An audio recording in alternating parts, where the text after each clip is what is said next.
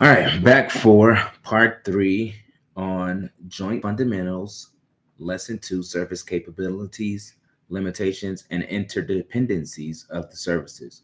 Last time I left off giving an overview of the Army, Navy, and Marine Corps capabilities. Now I hope to dive into the Army capabilities specifically. The U.S. Army represents the largest land component of the DoD. It is capable of a wide variety of missions across the full range of military operations. The Army's mission is to deploy, fight, and win our nation's wars by providing ready, prompt, and sustained land dominance by Army forces across the full spectrum of conflict as part of the Joint Force. That's a mouthful. The Army does this by executing Title 10 and Title 32 U.S. Code directives to include organizing, equipping, and training forces for the conduct of prompt and sustained combat operations on land, accomplishing missions assigned by the President, Secretary of Defense, and combatant commanders, transforming for the future.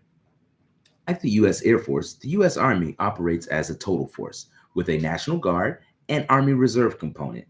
Also, like the U.S. Air Force, Army National Guard and Reserve units often are equipped with the preponderance of certain key assets and capabilities. For example, just as approximately 65% of U.S. Air Force airlift and air refueling squadrons are in the Guard Reserve components, over 90% of U.S. Army civil affairs personnel are in the Reserve component. Wow, civil affairs. Whoa. Required video. In the video below, then Secretary of the Army, Mark T. Esper, Dr. Mark T. Esper, discusses the Army's response to great power competition and presents his plan to modernize the force by 2028. Secretary Esper also discusses cultural aspects of the Army's history and lessons learned from how the Army was postured following the Vietnam War that enabled it to be successful in the Gulf Wars of the 1990s. While watching, consider how would you describe the challenges the Army faces in an era of increasing great power competition? Do you agree with Secretary Esper? Why? And this is a YouTube video, Atlantic Council, The Future of the Army in Great Power Competition 2019. And they say watch from 7 minutes and 30 seconds to 24 minutes and 30 seconds. Required materials. Army Doctrine, Publication 1, The Army 2019. Read pages 2-1 to 2-11.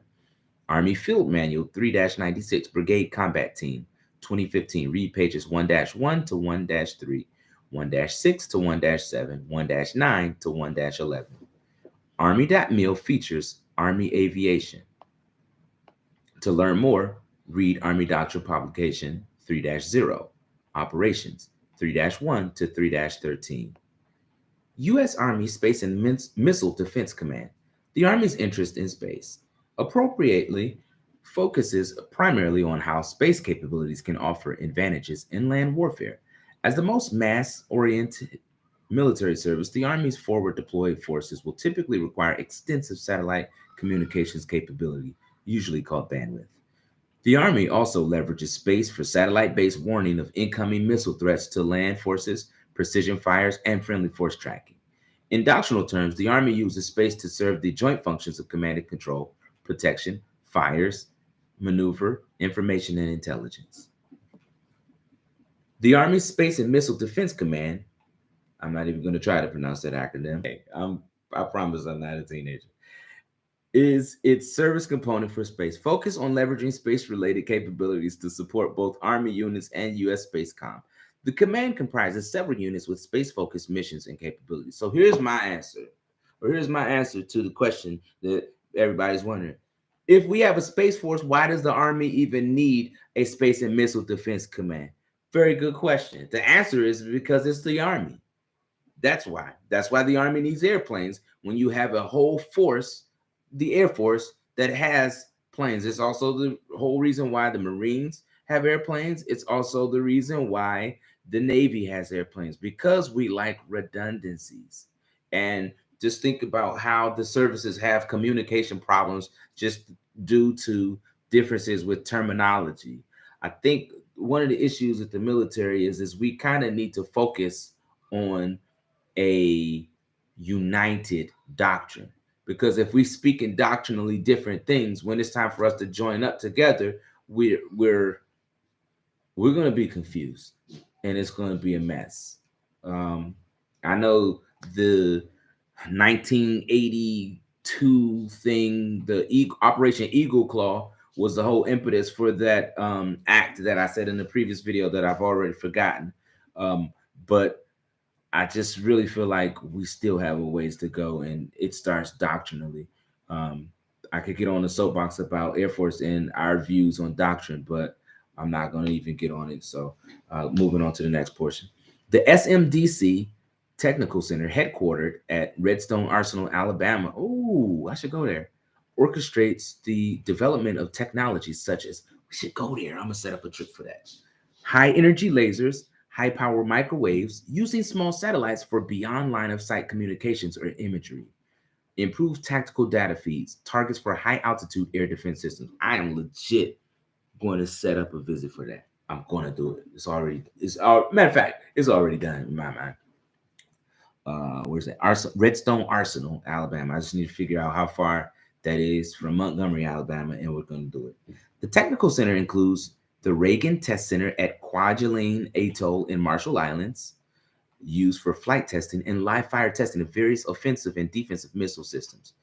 It also oversees the High Energy Laser Systems Test Facility at White Sands Missile Range in New Mexico. I feel like we drove past that on the way to Colorado from Bill. The SMDC Center of Excellence oversees the people, concepts, and prototypes facets of Army space integration, doctrine, organizing, training, material, leadership, education, personnel, facilities, and policy. Its main lines of effort include develop prototypes and rapidly distributing them to forces, experimenting to validate new tactics, techniques, and procedures, computer models, simulations to evaluate the impact of innovations, analyzing future warfighting methods and capabilities. The center also manages Army Space Cadre, Career Specialty, Foxtrot Alpha 40, the SMD School and Doctrine Center, and acquisition programs for certain systems such as ground-based mid-course defense and joint friendly force tracking. The 100th Missile Defense Brigade, headquartered in Colorado Springs, Colorado, a Colorado Army National Guard unit, falls operationally under USASMIC, but actually supports U.S. Northern Command, U.S. Northcom, rather than U.S. Spacecom, due to its missile defense mission. Many are familiar with the Patriot PAC-3 or THAAD missile defense systems, which aim to engage inbound missiles in their terminal phase. By contrast, the Exo-Atmospheric Kill Vehicle, EKV, employed by the 100th MDB engages threats, especially those with longer flight times, such as ICBMs, in the earlier mid-course phase. The 1st Space Brigade, headquartered in Colorado Springs, primarily contributes to missile warning for forces in theater, operating several relocatable Joint Tactical Ground Stations, JTAGs, in its various battalions. JTAGs downloads and processes satellite infrared sensor data from the Space-Based Infrared Systems, SBIRS. When a missile launch is indicated, crews cue other active defense systems and rapidly report predictive information about the missile. The brigade operates AN-TPY-2 radars used by Patriot PAC-3 and THAAD missiles. TPY-2 is TPY-2. I'm familiar with that. That's the airfield operations deal. We work with them. Missile defense system units track inbound missile threats. Other mission sets include space control, ensuring U.S. freedom of action in space and denying an adversary the same, and fielding of Army Space Support Teams, RSIT, which deploy into theater to advise and leverage space-based capabilities for field commanders. Of note, the Army draws from its total force, active guard, and reserve for most 1st Space Brigade missions. The U.S. Army Satellite Operations Brigade operates the Brigade Satellite Communications Operations Center, BSOC, in Colorado Springs, Colorado. That facility supports 5 wideband satellite operations center, WSOCs, which control and process satellite communications for Army forces from 2 satellite constellations, the Defense Satellite Communication System, DSOCs, and the much newer and more capable wideband global SATCOM, WIGS. Almost all of the Army's secure over-the-horizon communications to deployed forces is provided by these 2 space resources. Required video. The video below summarizes the JTAG's mission and provides several views of related equipment and operations. As you watch the video, consider how you would describe the difference between the Army's interest in or valuing of space and Air Force interest in or valuing of space. Why the difference? If you think about it, Army is based on the land, and so they're only concerned about missiles. Yeah, the space as it concerns missiles. In the Air Force, we're based on the land also, but we're in the air. And so our mission traditionally was air, space, and cyberspace. So I can see how more of that would probably be in the Air Force's wheelhouse as opposed to the Army. The name of the YouTube video is U.S. Army First Space Brigade. What is a JTAGS Alpha Detachment 2020? Watch all of it. And there's CW2, John Hardigree. There's a picture of him explaining whatever his mission is in the First Space Company. Required materials: DoD 100th Missile Defense Brigade fact sheet, SIGINT, New Battle Satellite Communications Operations Center, fully operational on Fort Carson. Fort Carson was also in Colorado Springs. There's a lot of stuff in Colorado with space. Interesting. To learn more, TRADOC, pamphlet 525-3-1, the U.S. Army in Multi-Domain Operations 2018. And that's the Army's capability. So how many minutes was that? Let me see. I'm guessing about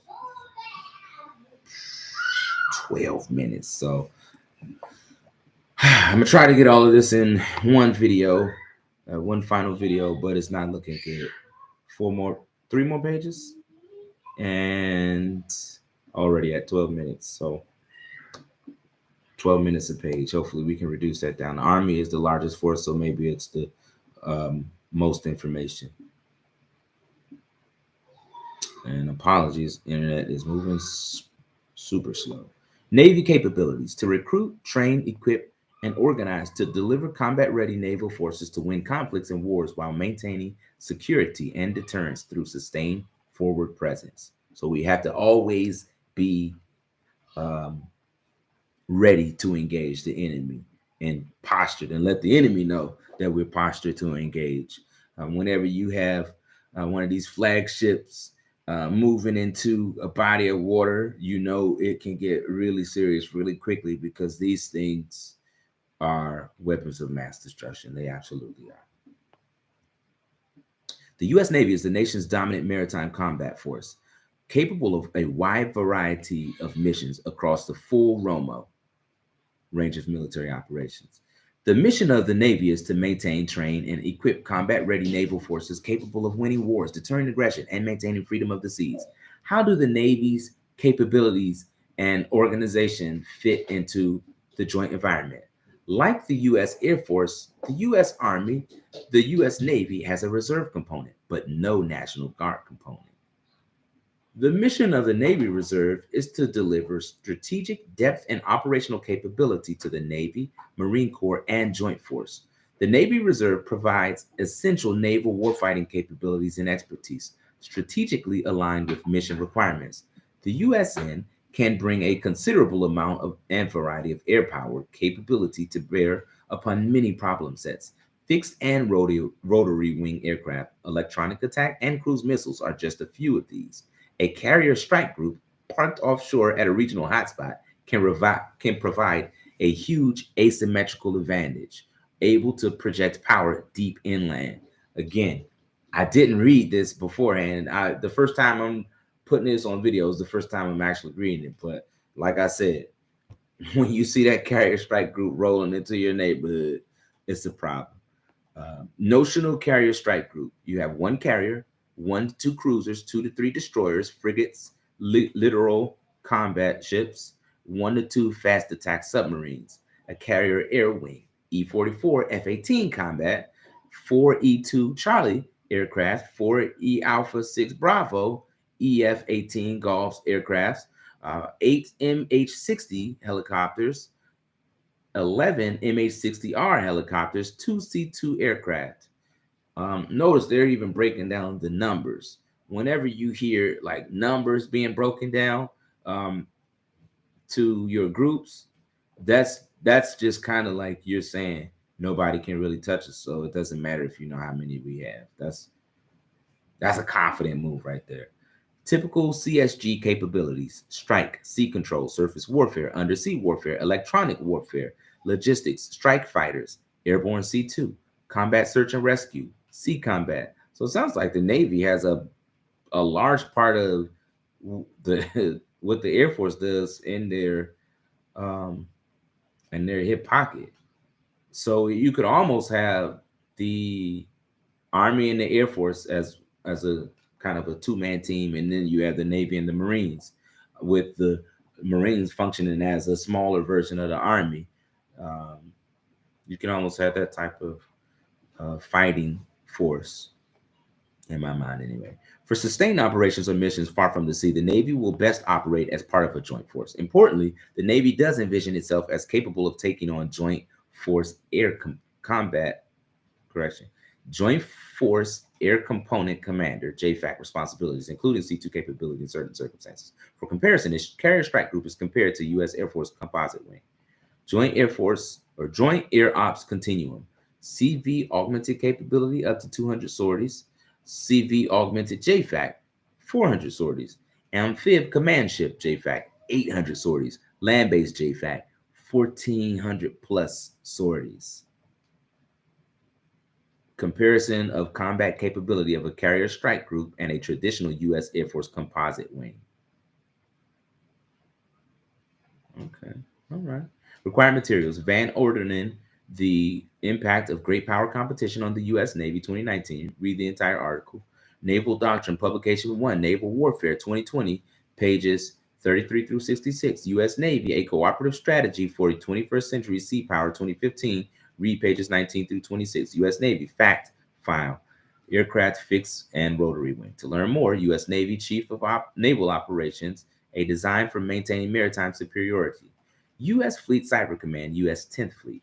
The Navy's interest in space has a long history, springing from the requirement for celestial navigation by ocean-going vessels. In the decades when the military services pursued space activities independently, the Navy launched its own rockets, put reconnaissance, communications, and weather satellites into orbit, and conducted space surveillance. Today, the Navy still puts a premium on leveraging space. As the Secretary of the Navy's 2019 space policy makes clear, as an expeditionary goal, global and forward posture force, the DON, the Department of Navy, is heavily reliant on space-based capabilities to operate across the maritime domain and ashore.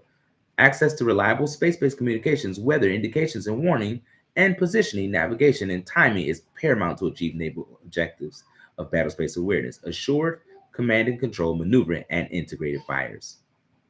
The Navy's U.S. Cyber Fleet or U.S. Fleet Cyber Command, Flight Cybercom, is the cyber or the services space component that provides forces and capabilities to U.S. Spacecom. As its name implies, Flight Cybercom's purview extends beyond space mission areas. It includes information network operations, offensive and defensive cyber operations, and signals intelligence. The operational arm of Flight Cybercom is U.S. 10th Fleet, whose Maritime Operations Center is located at Fort George Meade, Maryland. No one calls it Fort George Meade. It's Fort Meade, is what we call it. Um, 10th Fleet is the central operational authority for Navy space activities. Flight Cybercom 10th Fleet oversees a number of combined task force and groups, primarily CTF or CITIF 1010, Naval Network Warfare Command, NavNet Warcom, whose space-related mission areas underpins its responsibility for worldwide Navy comms located at Norfolk, Virginia.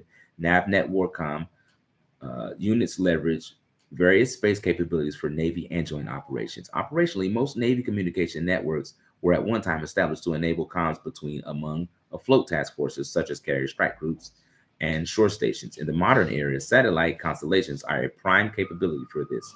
The newest example is the Mobile User Objective System, MUAS, whose 5 geosynchronous satellites provide worldwide over-the-horizon comms.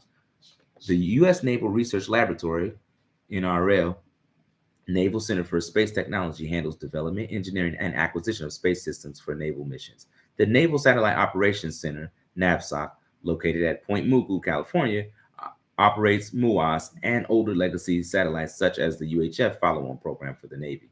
That mission requires oversight of numerous detached facilities and antennas worldwide in locations such as Colorado Springs, NAVSOC's backup facility, Australia, Sicily, Guam, Hawaii, and Maine. And I believe this whole backup is a redundancy right now, just for the eventuality of when the satellites and the GPS and all that are knocked out.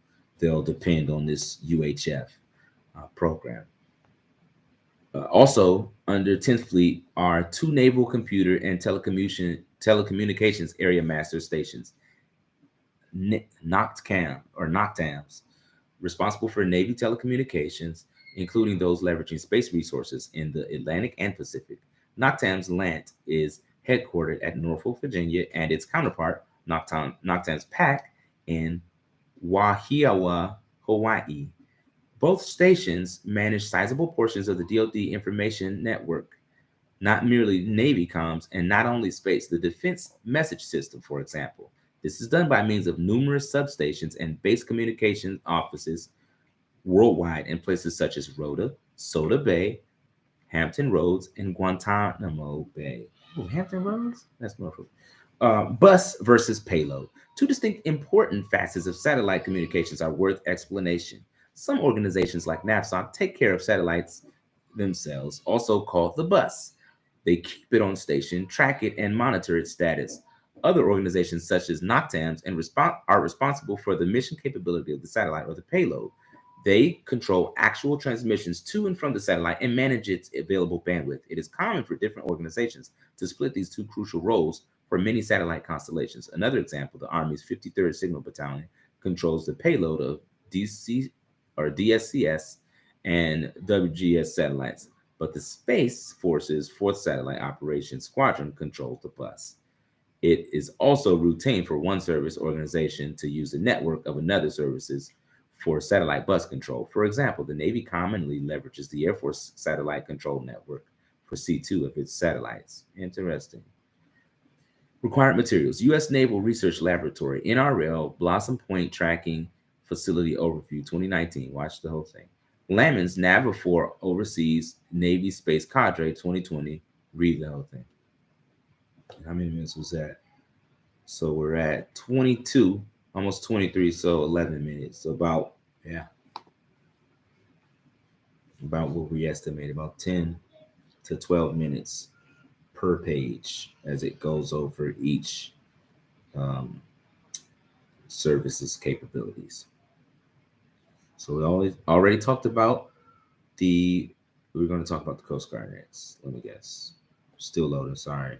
Very slow internet. We have a lot of bandwidth issues here. Marine Corps capabilities. The USMC is our nation's amphibious force and is also capable of a wide variety of missions across the range of military operations. How do the Marines' capabilities and organization fit in the joint environment? The Marine Corps has always placed a premium on readiness. While often not the largest force, the Marines are very often the most ready to respond, deploy, and operate on short notice. The USMC has been America's expeditionary force in readiness since 1775. Marine units are forward deployed around the world to respond swiftly, if needed, aggressively in times of crisis. They are soldiers of the sea, Army, providing forces and detachments to naval ships and shore operations. They are global leaders developing expeditionary doctrine and innovations that set the example and leading other countries, forces, and agencies in multinational military operations.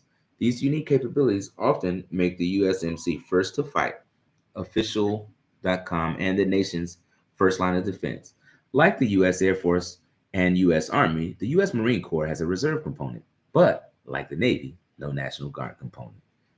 The mission of Marine Force Reserves, or MARFORers, is to augment and reinforce active Marine force in time of war, national emergency, or contingency operations, provide personnel and operational tempo relief for the active forces in peacetime, and provide service in the community. More than any other service, the Marine Corps structures itself as an expeditionary manner from top to bottom. How does the MAGTF construct lend itself to short notice, maximum readiness, operations, and tempo? How do Marines view the functions of air power and space power? How is the view similar to or different from air-mindedness or a space mentality? Can you discern why there are inherent tensions between Marines and airmen regarding the JFAC construct? Required video. Below is a short video. While watching the compilation video displaying the six functions of marine aviation, focus on the aircraft and think about similarities and differences to the other service aircraft presented earlier. What differences can you see between the types and capabilities of aircraft the Marines have chosen to invest in versus those the U.S. Air Force has invested in? What would you say are the reasons for this? For difference in mission, there's a YouTube video, U.S. Marine Corps taking flight, six functions of marine aviation. Pictured is in is a it's a C-130 here. Required materials: McCleary's Commandant Marines not optimized for great power competition 2019. Read the entire article. SHOP, Summary of Marine Corps Doctrine Publication 1-0, Marine Corps Operations 2020. Read pages 1 through 3. U.S. Marine Corps, the Marine Corps' operating concept, how an expeditionary force operates in the 21st century, 2016. Read pages 8, 10, 13, 17, 19 through 22, and 24. MCDP 1-0, Marine Corps Operations. Read pages 2-6 to 2-15. To learn more, 38th Commandant of the Marine Corps, Commandant's Planning Guidance 2019. Read pages 9 through 15. Marine Corps Forces Strategic Command. The Marine Corps also leverages space as an integral enabler for its primary warfighting construct, the Marine Air Ground Task Force, MAGTF. Marines with space integration skill sets are often found assigned to Marine Expeditionary Force (MEF) staffs. Marine Corps Forces Strategic Command (MARFOR Strat) is the U.S. Spacecom component responsible to advocate for the Corps' space requirements. By 2021, Marine space support teams are expected to come online. Very interesting. So hold on, wait a minute. So this is like Starship Troopers. Oh snap! Oh, 2021, we had Starship Troopers. Okay, all right. In the meantime, depending whether Marines are assigned to a land or maritime component, their staffs are often augmented by RSETs or NavNet Warcom space experts. Required materials: Horvath, the Marine Space Support Team Concept 2019. Read all of it. Spurtas, a separate space, creating a military service for space 2020. Read pages 29 through 40. Wait a minute, that's it?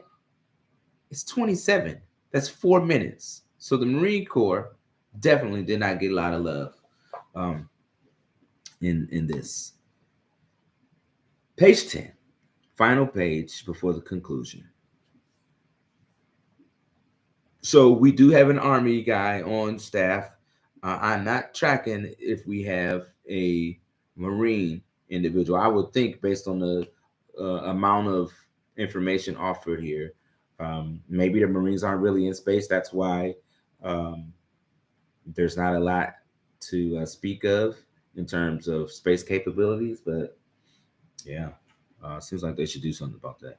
The Joint Qualified Officer, Exercise Valiant Shield 2014, source U.S. Navy. This looks like three. Maybe this is three carrier strike groups. And then you have a B-2 bomber, and you have some other fighters, probably your fifth generation. And then you have probably some F-15s and F-18s or something in the background. I can't really tell. But it's a cool picture. Recall that the Goldwater-Nichols Act of 1986 codified requirements for commissioned officers to be educated and experienced in joint matters. Current DoD policy also upholds this requirement. This section provides some brief highlights on key joint matters. Most importantly, this enhances the joint warfighting capability of the U.S. It also raises awareness of joint requirements, including multi-service, interagency, international, and non-governmental perspectives. The previous introduction to joint operations concepts and service capabilities and limitations provides a solid baseline for learning about the Joint Qualification System, JQS. The JQS is used for Joint Qualified Officer, JQO, certification and management, which explicitly furthers the goals of Goldwater-Nichols. The chairman of the Joint Chiefs of Staff Instructions, CJCSI 1330.05 Alpha, dated 15 December 2015, states the JQS is intended to further enhance the goals and objectives of the Goldwater-Nichols Act of 1986. It acknowledges joint experiences, considers the environment in which officers gain the experience, and includes three qualification levels that encompass joint experience from grade 01 through O10. In the context of the total force, the JQS applies to reserve component leaders as the CJCSI goes on to state. JQS provides equal opportunity for active and reserve component officers to attain joint qualifications. That sounds like something I need to probably try to do. But I would obviously have to spend a little bit of time there. Completion of Joint Professional Military Education, JPME, Level 1. This can be accomplished in the IDE, Season of a Career. Completion of the requirements for Air Command and Staff College, ACSC, accrual of 18 joint qualification points, of which a minimum of 12 points must be derived from joint experiences other than joint training or joint exercises, or awarding of full joint duty credit. This can be accomplished by completing tours and specified billets or from experience-based joint duty assignments. And if you're talking in terms of military careers, these assignments, joint, are reserved for the best of the best. So if you get a push, this is, I mean, every major knows this, but if you get a push to like a joint billet, you are the man or the woman. Required materials. French building joint capacity within the reserve component 2016. Read pages 67 through 77. That was another short one. Finally, the conclusion. Let us hear the conclusion of the matter. We're at 32 minutes, so long lesson, but we're gonna make it.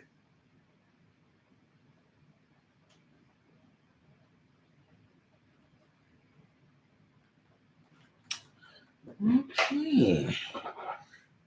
Conclusion. Even the most air power or space power focused operations and lines of effort benefit from and often require understanding of the larger context. That context is most often joint.